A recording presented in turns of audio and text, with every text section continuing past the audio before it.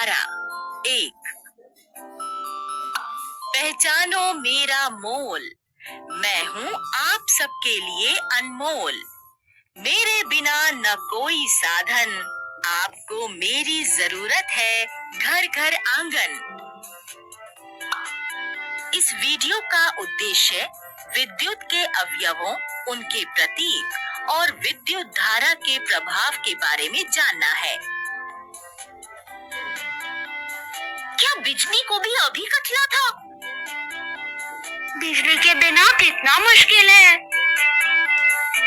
हाँ, वो तो है।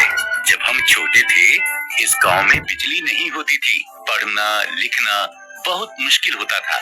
न बिजली के पंखे थे, न बल्ब और न ट्यूबलाइट, न टीवी, न रेडियो, कुछ भी नहीं था। टीवी पर तो ये भी दिखाते हैं कि शहरों में रसोई घर में भी बिजली की मदद से खाना बनाया जाता है। कपड़े भी बिजली की मदद से धुल जाते हैं। यहाँ तक कि बर्तन धोने की मशीन भी बिजली पर निर्भर है। अच्छा, हमारे जिला अस्पताल की मशीनें जैसे एक्सरे मशीन भी बिजली से चलती हैं।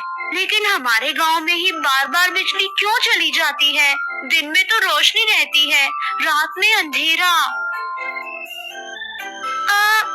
क्या हम सूरज की रोशनी को किसी डिब्बे में बंद करके नहीं रख सकते ताकि वो रात को इस्तेमाल कर सके? ऐसे थोड़ी ना होता है। तो क्या हर गांव में, हर शहर में ऐसे ही बिजली चली जाती है?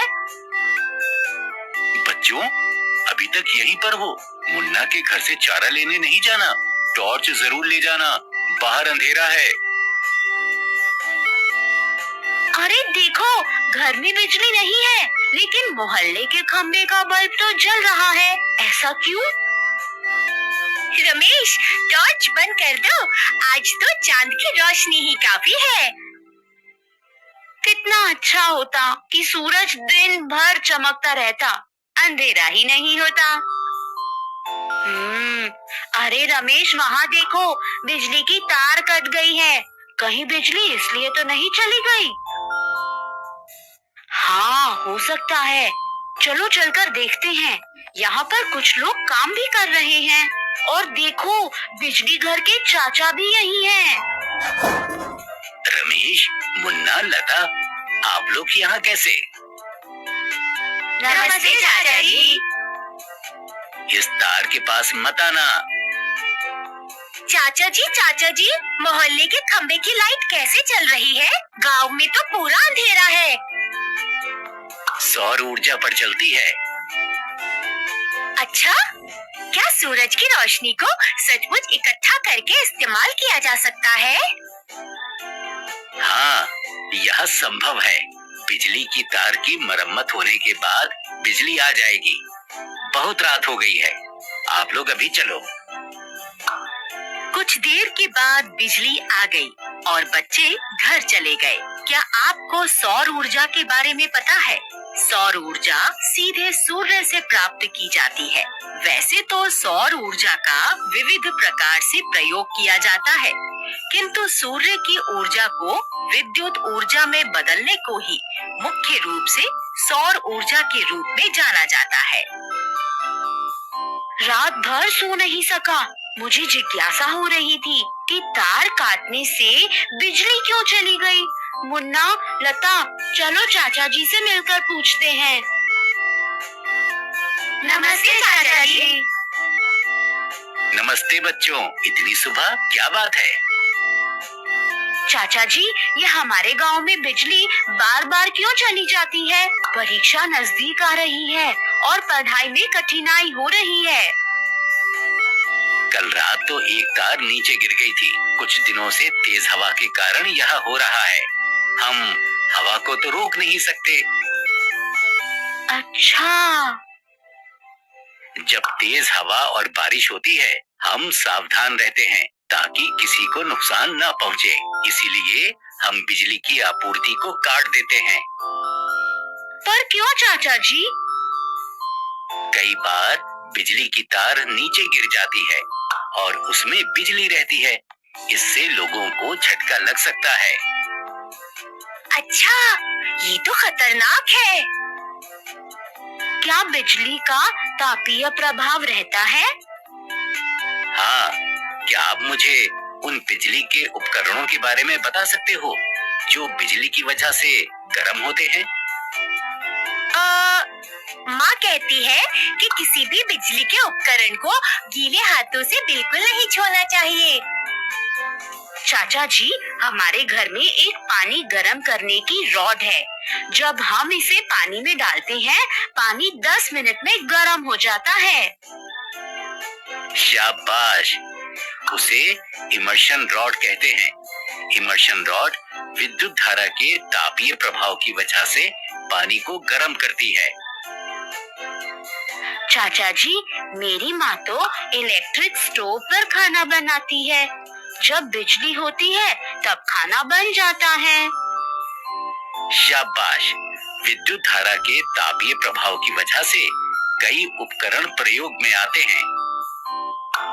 बच्चों, क्या आप उन उपकरणों के बारे में पता लगा सकते हैं जो विद्युत धारा के तापीय प्रभाव की वजह से गर्म होते हैं? सोचिए और अपने अध्यापकों के साथ बैठकर इस सूची को बनाइए। आपको बहुत मजा आएगा। चाचा जी, यह बैटरी का चिन्ह है ना? और यह तो बल्ब का। जैसे हम सड़क के लिए सड़क चिन्ह और खतरे के लिए यह चिन्ह इस्तेमाल करते हैं, वैसे ही विद्युत अवयवों के लिए भी अलग अलग चिन्ह इस्तेमाल करते हैं। जैसे यह चिन्ह बल्ब का, यह स्विच का, यह तार का और यह बैटरी का।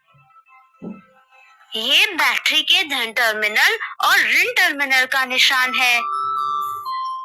हाँ, तुमने सही कहा।